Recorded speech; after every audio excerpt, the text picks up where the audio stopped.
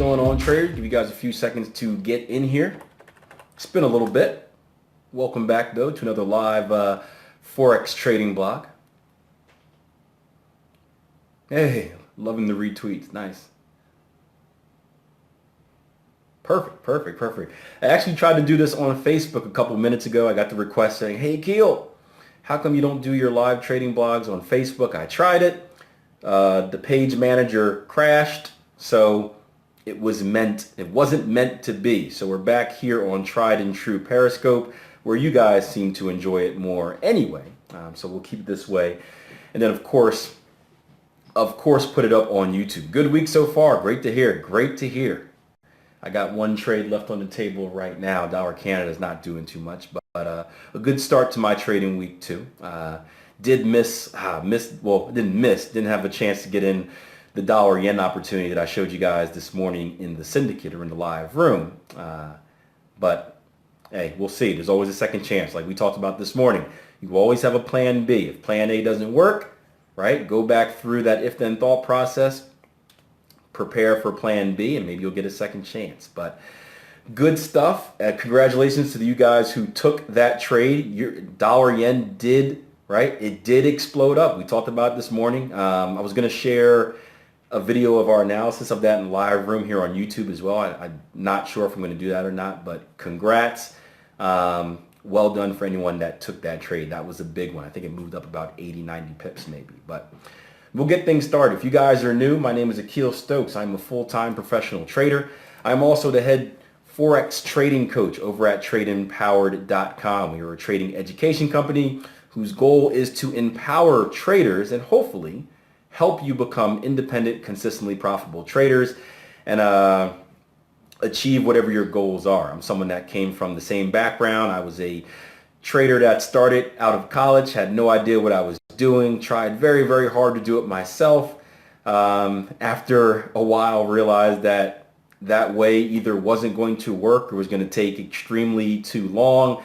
So I decided to take some action, do something about it, get educated, and with the help of the guys at Trade Empowered, I've been able to turn myself into a consistently profitable trader who now is an educator in his own right. So it's cool that I get to give back and help others that are trying to do the same thing as what I once did. Now, in today's live blog, I had a question that I want to address from a recent YouTube video that I did. The question says, Akil, great video yet again, of course. Great video yet again. However, I have to ask, do you ever find that you can be too confident in a proven strategy? Even if it has been profitable in the past, do you find that changing market conditions can make it no longer profitable? How or when do you make the decision to tweak or change your strategy? And I thought this was a very, very, very good question. Yes, backtesting is key. Backtesting is important in understanding your strategy, having that 100% belief in your strategy and having the confidence to trade that strategy through drawdowns. However, backtesting is only part of the deal, and this is something that gets many traders in trouble. Many traders just don't backtest at all. We saw that in the poll this week. Most traders just either don't know about backtesting or just don't care to backtest at all, and they get themselves into a whole bunch of trouble that way. But there are some traders that do backtesting and think that's enough, and it's not. For me, trading is like a sport, right? It's one thing to work on your skill enough to get to the big leagues, to get to the premiership, to get to the #1 league, whatever it is where you're at. It's another thing to stay there. And if you don't put in just as much work, if not more, once you've made it, once you've become consistently profitable, if you don't put in just enough work, there is that chance of you going backwards. I forgot who said this, but it's kind of like evolution. It's not like it might have been Darwin, who knows, but it's not the smartest or the strongest animal that survives over time. We're talking through the long period. It's the one that's most adaptable. And it's the same thing with trading. It's not the smartest trader. It's not the one with the best strategy at the time that survives the long run. It's the trader that can adapt to different market conditions, because market conditions do change, guys. We go through just how trends go through periods of consolidation and expansion. Market conditions in the bigger scheme do the same thing. We have periods of time where the markets are just very choppy. Take a look at the euro dollar. Over the last 2 years, the euro dollar has done nothing but gone sideways, and that's typically one of the most popular pairs. You look 2 years before that, 2008, 2010, there was nothing but directional movement, nothing but expansion on the euro dollar. And the question is your strategy built to handle both type of conditions? And or I should say, is your trading built to handle most type of conditions? And most strategies aren't. Most single strategies, if not all single strategies, they take advantage of one type of market condition. They take advantage of consolidation.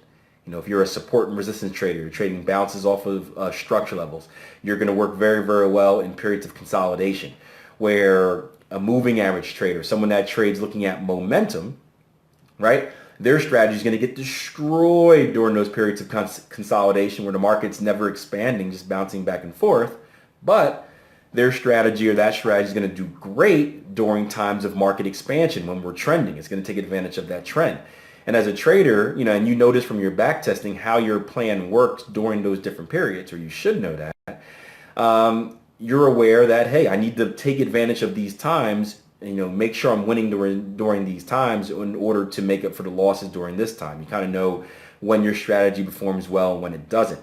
But strategies often change, conditions often change, and what's really, really, really important is that you stay on top of your strategy's performance. So that doesn't just mean executing your strategy. It's you want to execute your strategy without sabotaging it. That's key. But you also need to make sure you're reviewing your trades. You need to make sure each and every day, each and every time you trade, at the end of the week, end of the month, end of the day, you're going through a review process where you're like a pro athlete, where after the game is done, you take a little bit of time to relax, you go back and you watch the film and you do some film study. You say, hey, what did I do right? What did I do wrong? What did the defense do? In this case, it's the market. And if you're consistently doing that, you're going to be able to pick up on some changes in the market condition, hopefully before it gets too late. Now, you want to be patient with this. You just don't want to jump to conclusions off of one bad week. You have one bad week where the market's going bonkers. You don't want to change your whole strategy around, but you do want to take notes. And if it's something that proves to be consistent, you may need to make some changes. The best example I can give in my personal experience was the year 2014, I think it was, year 2014, a couple of years ago, where it seemed like the volatility was just sucked out of the market. The market was sucked dry and there was just no movement. And what I was doing is I traded 2 contract positions. So I break my trade up into 2 different contracts. I take off half a contract or one contract at a certain target level. I take off the remainder of my contract, the remainder of my position at a secondary target level, which is further than the first. So think of it like 2 target trading. Target 1s are conventional. Target 2s, we're shooting for a little bit more, trying to get a little bit more bang for our buck. And in order to reach those target 2s, you need the market to move, right? You need the market to move. And during this year of 2014, we just weren't moving. The market was going up and down and up and down. And yes, I was still achieving target 1s. My win percentage was essentially the same as it's always been. However, something was up. How come I wasn't seeing the profit that I was used to? And I started reviewing, I started going through my data, and after going through enough statistics, I realized that, hey, I'm winning. My win percentage is still good because you base your win percentage off your first position. Once you get your first position hit, stops are moved to break even, and then you're in a pain-free situation. And kind of like we talked about in yesterday's private Q&A session for you guys that are in the transformation course, you have to assume if you're taking 2 positions or 2 targets, banked into your success is that second target being hit a specific amount of time. And during this year, second targets just weren't being hit. So my win percentage was the same.